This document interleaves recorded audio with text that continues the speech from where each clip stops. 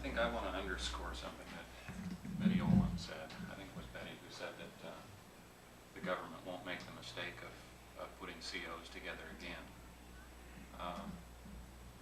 The support system that you have is really incredible, and it didn't exist for me, and still doesn't. I did it alone with my family and a few friends. I watched a lot of friends really get torn up.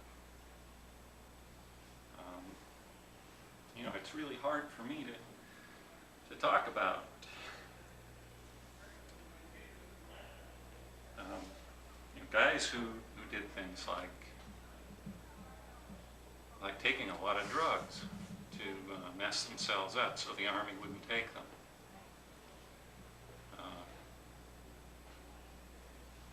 And the funny thing, funny, is those guys are now, it's okay. I'm still asked questions in job interviews, and I can tell when I'm shut off.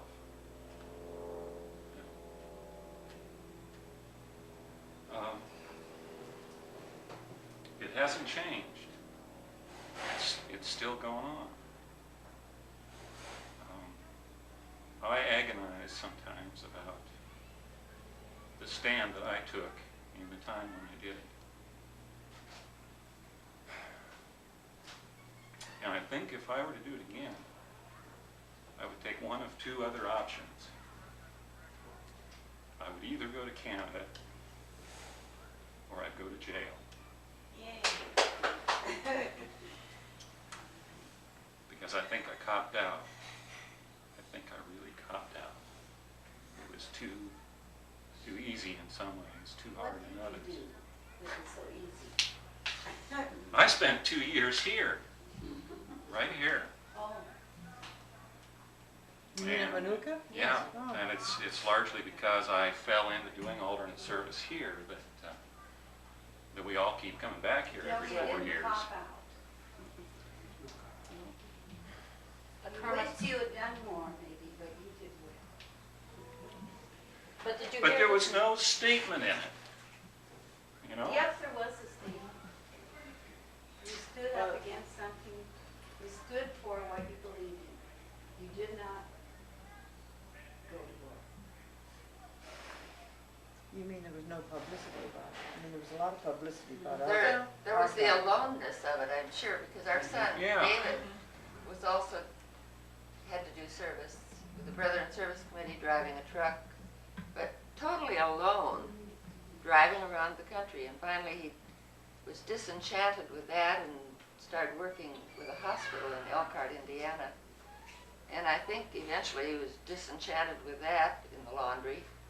So I think he just came home, and nothing was ever done about it. I think he got a letter or two from the FBI, but that was the end of it. They didn't pursue it, and he didn't, it just kind of dropped. Well, we were disenchanted It was, alone. You know, yeah. You guys were these guys were disenchanted in a group. Right, which made a tremendous You difference. know, there's a hell of a lot of difference. Right. I was luckier than some guys because I was married before the whole process started. My wife and I left beginnings of teaching careers and came here and washed dishes, mowed lawns for 2 years. And in your school district where young men, either if they were drafted from school teaching jobs, and they probably weren't because they were given deferment. In Kermit's case, not only was he not given deferment because the school district wouldn't request it, but the school district also would not give him a leave of absence to do his alternative service and come back to the district. So at the time that I was going through the induction process, I was teaching 6th grade. The fellow in the classroom right next next to mine. We were separated by one thin wall. He was ordered up. He was 1A, I was 1O. We had different draft boards, and that's a variable. He was deferred to teach, and I was not. Does make a difference, Kermit. I think that continues to make a difference. And, I'm emotionally